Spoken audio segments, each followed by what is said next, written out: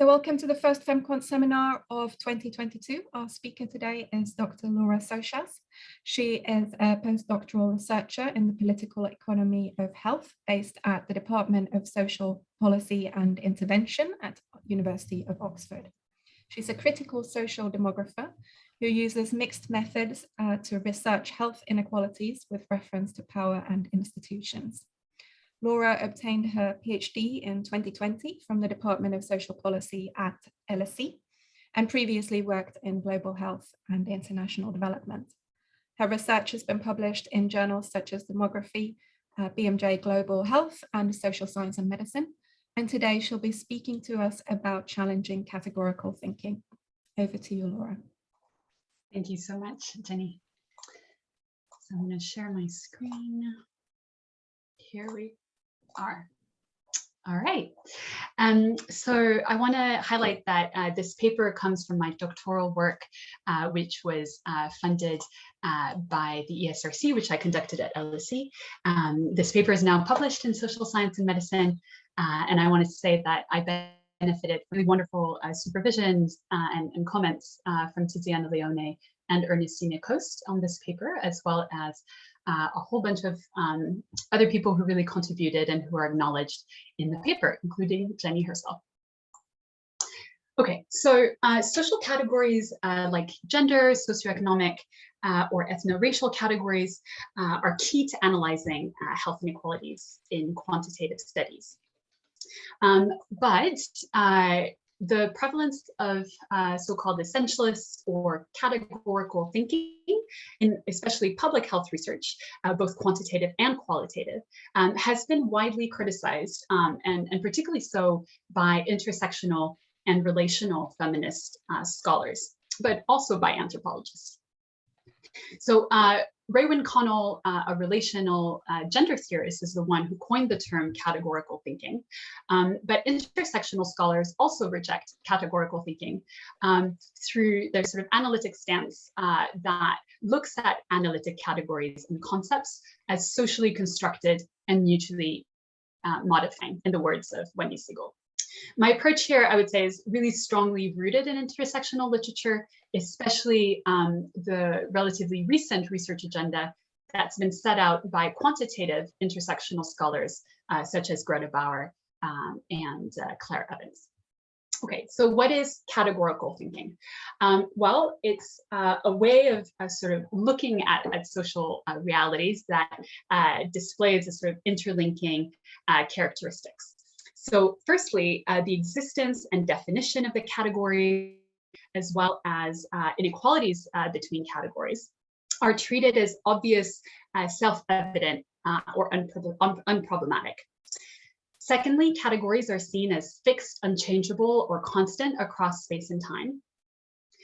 Thirdly, members of a given category are understood to be homogeneous, and categorical dimensions are understood as operating independently from each other. And then fourthly, categorical thinking focuses on the differences between categories while ignoring social processes. So for example, focusing on the category of race rather than on systems of racial oppression. So we need social categories to quantify health inequalities, but there are really serious consequences to categorical thinking that go beyond whether or not you end up with good or bad social science.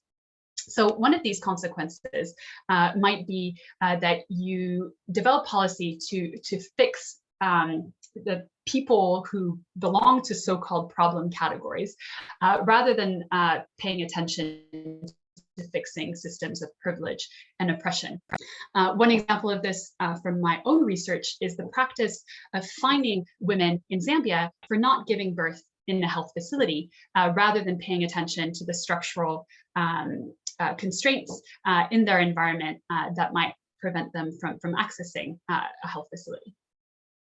A second consequence might be designing policies for those who are relatively more advantaged or visible within a given category, and that stems directly from not paying attention to heterogeneity.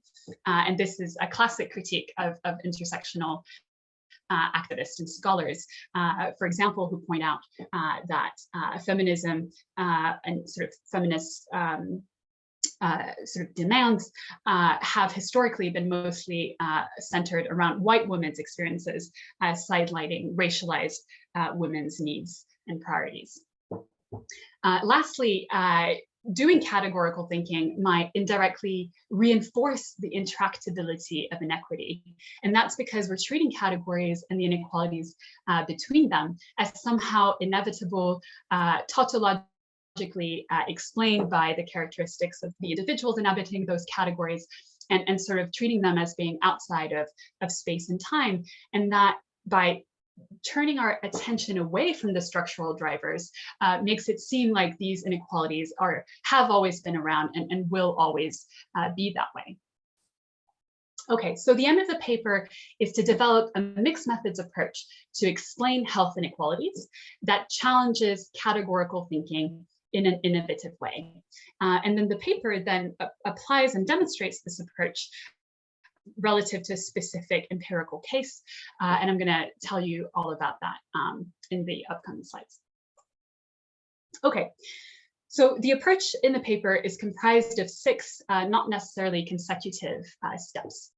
And the first step, which is hardly groundbreaking, is making use of theory. And the reason why this is important to challenge categorical thinking is that theory makes underlying assumptions explicit and open to empirical evaluation.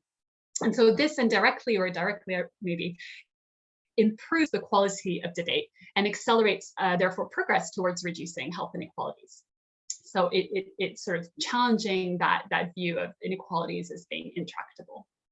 The second step is including multiple levels of analysis. So going beyond the individual level to also look at the structural level. And this is important to challenge categorical thinking's assumption that inequalities are explained at the individual level tautologically by virtue of people's categorical membership or individual attributes that are correlated with that membership. Thirdly, the approach pays attention to the context-specific meanings of social categories. So analyzing the meanings of categories in a specific place and time from also a historical perspective matters because this highlights the social construction of categories and how categories operate in a given context. The fourth step is to operationalize social categories in multiple ways and to contrast results across multiple measures of that category. And this avoids essentializing a given categorical variable, but instead recognizes that there are multiple imperfect ways of measuring a given social construct, and that each may have a different but potentially important meaning in that context. The fifth step of the approach is to explain inequalities in a way that accounts for heterogeneity. And so I'm going to be using a specific kind of decomposition to do that, which I'm going to explain in the upcoming slides. And then the last step is to pay attention to those macro level social processes. So macro level inequalities in power and also the ways in which these inequalities in power are mutually modifying. And this is obviously very important, but also hard to examine using quantitative analysis. And so you might need to bring in my case, I make use of existing social science work on this topic relative to my specific context. Okay. So the empirical case is about explaining socioeconomic status inequalities in access to health facility birth in Zambia.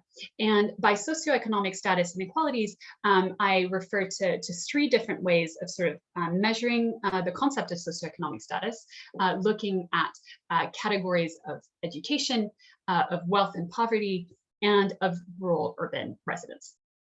And I'm very happy to speak or explain more in the Q&A about what's interesting specifically about this specific case. But very broadly, I'd also just briefly like to point out that health research about countries in the Global South tend to be highly prone to categorical thinking. Okay, so I'm now going to walk you through some of the aspects of the approach and explain how I apply the approach to this specific empirical study. But just before I do that, I just want to highlight the fact that I'm not going to be going through all of the methods and all of the results of this paper, because there's a bit too much to get through in just half an hour. So I'm going to concentrate on 3 of these steps. And the reason I'm telling you about these specifically is that there's actually a nice thread of findings that runs through these different analytical perspectives. And so I thought that would be interesting for a presentation. But I'm also happy to answer questions about the other steps, and I actually even have slides on them. So you wouldn't be catching me out. I'm very happy to talk about that. Okay, so the first step I'm going to be talking about is actually qualitative analysis, where I look at the context-specific meaning of socioeconomic categories in Zambia. And here I'm analyzing the situated and gendered meanings of socioeconomic status categories for women who are experiencing pregnancy and birth in Zambia. And I'm drawing on 42 interviews, in-depth interviews that were conducted with women who gave birth in the previous year. We conducted the interviews in 2018, I believe, in a specific district in the north of Zambia called Manza.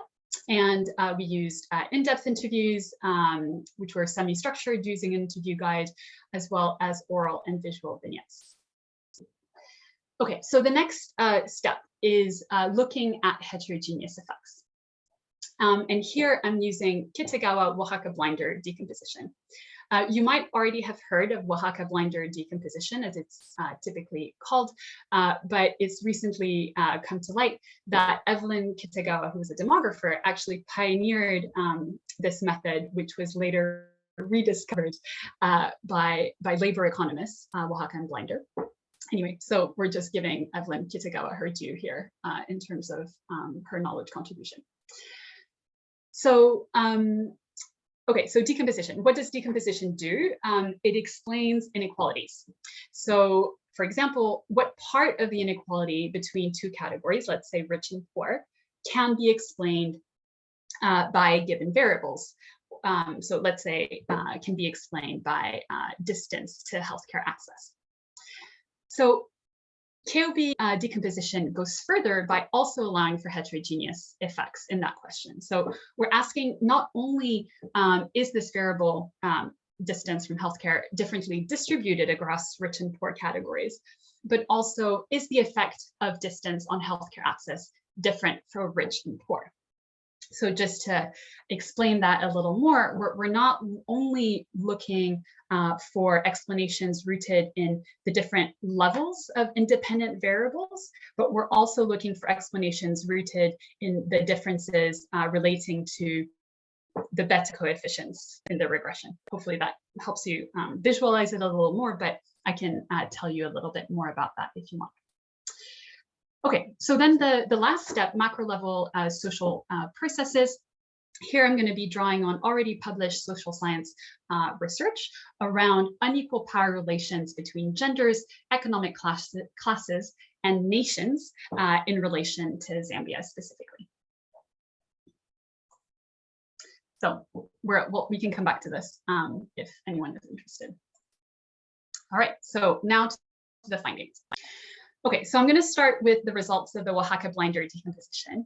And here I'm specifically focusing on the individual level variables. So actually, I do need to explain this. I'm going to go back a couple slides.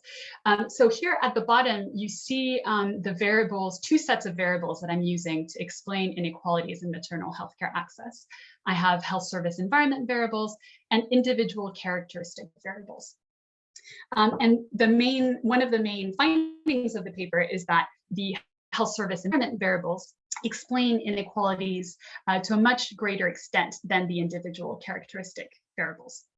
But what I want to tell you a bit about here is how the individual characteristics have interesting heterogeneous effects on access to a facility birth in Zambia.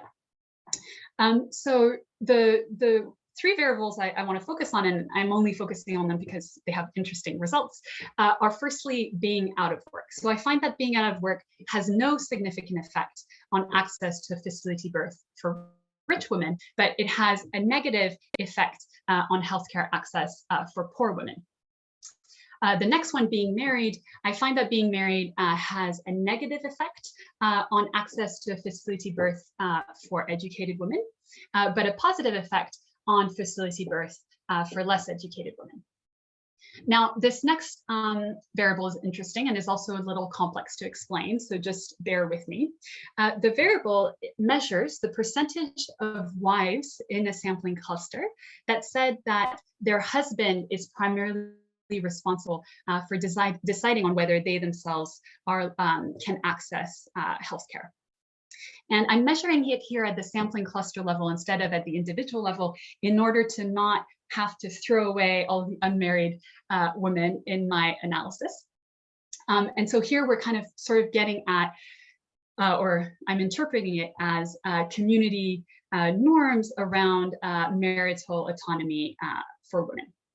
And we find, interestingly, that this variable has no significant effect on health facility access for high socioeconomic status women, so women who are not poor, who have at least a secondary education or higher, and who live in urban areas.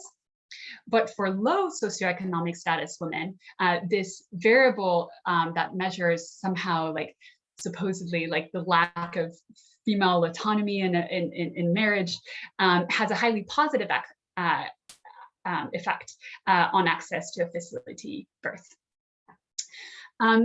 Now, other authors have found a similar relationship between so-called marital autonomy and chronic energy deficiency in Zambia, such as Hinden in 2005. So they find that women with lower levels of marital autonomy have also lower levels of chronic energy deficiency in Zambia.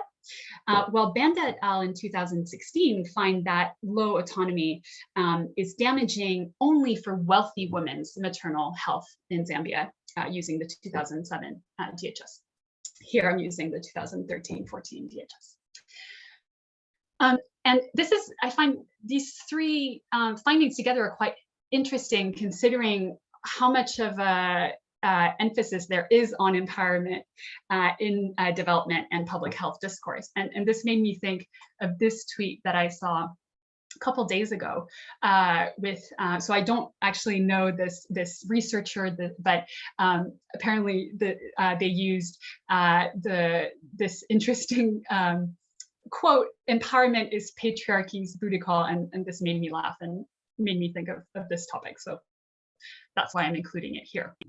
But what I want to say in summary here about this finding is that we really see that the gendered meanings of work, marital status, and decision-making norms for access to fertility birth are not uniform, but actually depend in important ways on socioeconomic status. So what can we learn about this finding? How can we make sense of this finding using the qualitative analysis of this sort of context-specific meanings of socioeconomic status categories in Zambia? So before I tell you about what I learned, I want to tell you a little bit about context. So in pregnancy and postpartum, the mother and baby need a lot of additional resources to fund special and additional foods, new clothes, birthing materials, at the same time as the mother in rural areas being less able to do physical work in the fields. And part of the reason why women require substantial financial resources for fertility delivery is that health facilities lack key items such as disinfectant, cord clamps, plastic sheets, buckets, etc. And all of this is actually, this sort of need for these resources is actually codified in terms of roles. So the health workers making it kind of compulsory to bring all these materials to the birth, as illustrated by the respondent's quote here on the right. So how does this relate to the meaning of poverty in pregnancy and childbirth? Well, respondents explained that poverty can result from women being unable to support from their social network and pregnancy, including husbands, fathers of their children, relatives, and friends. But on the other hand, high SES women did not have to rely on these social relationships as much. So education was valuable because it enabled women to access a government job or a job in town. And educated woman with a job could provide for herself and her children without having to be married or dependent on her relatives. So education that led to a good job also represented a gendered path to independence.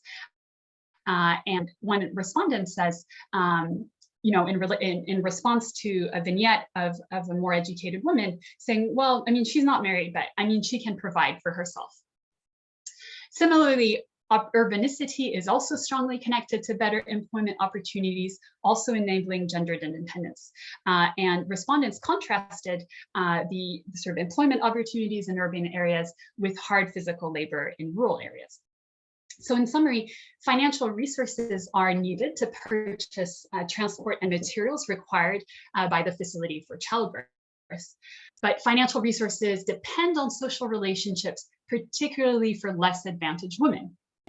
In contrast, education and the formal job opportunities that it can afford, particularly in urban areas, offer women a more privileged path to financial independence that is differentially available across rural urban areas and different socioeconomic origins. Okay, so now let's turn to framing the results. How can we understand these results in the context of broader inequalities of power? So we've just learned that gendered social processes are modified by economic relations of power. This was demonstrated in the previous section, but it's important to also remind ourselves that they've been historically influenced by colonial powers. So these are the gendered social processes being historically influenced by colonial powers through efforts to create respectable or modern families. And there's massive quotation marks around both of these terms.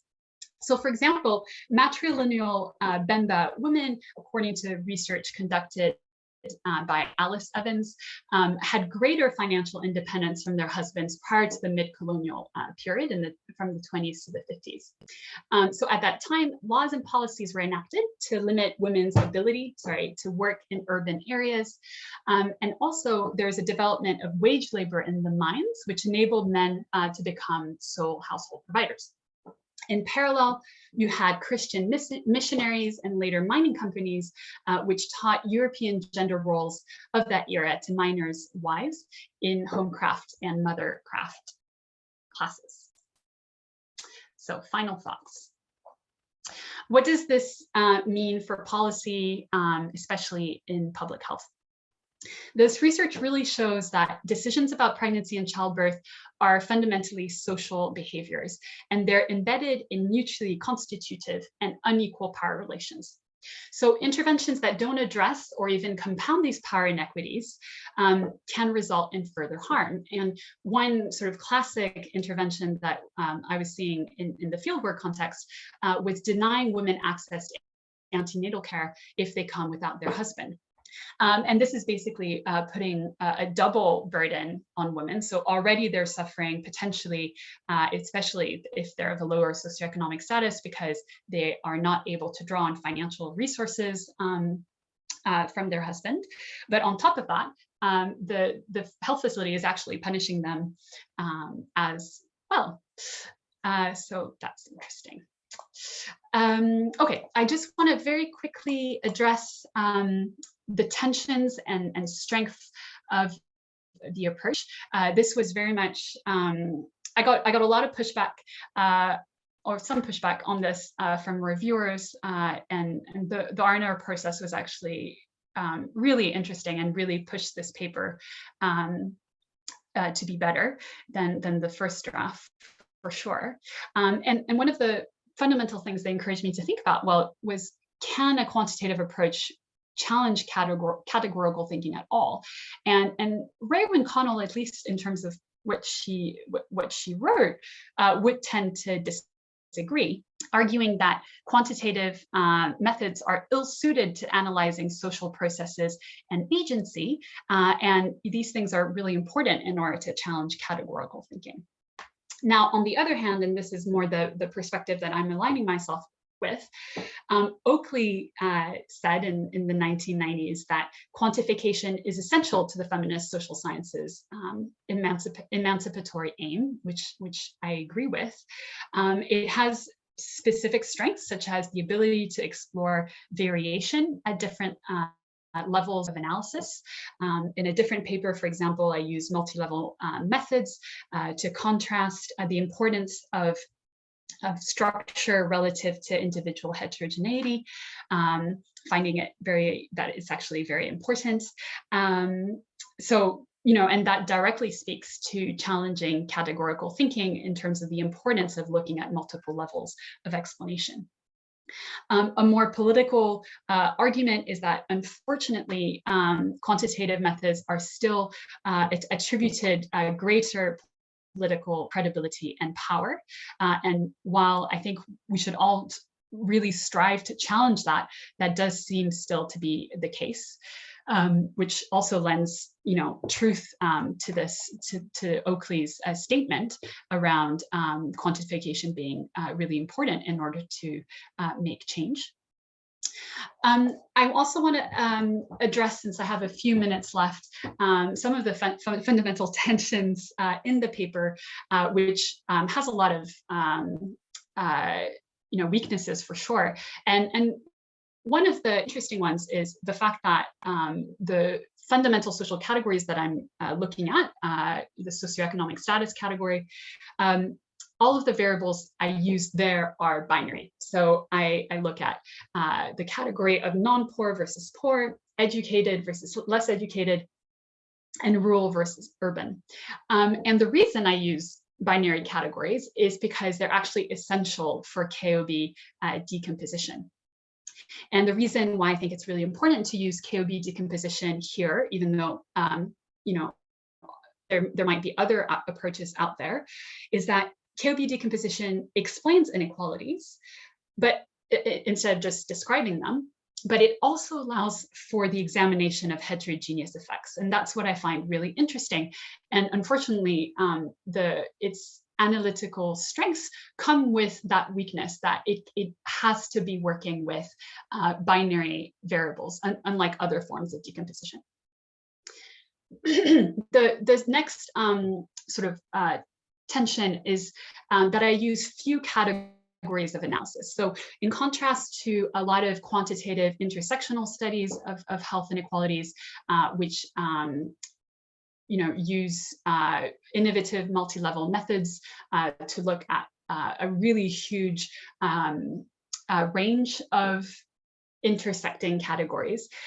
Here I'm mainly focusing on the socioeconomic status categories and how the effect of the explanatory variables varies across high versus low socioeconomic categories. So it's a very low number of interactions there.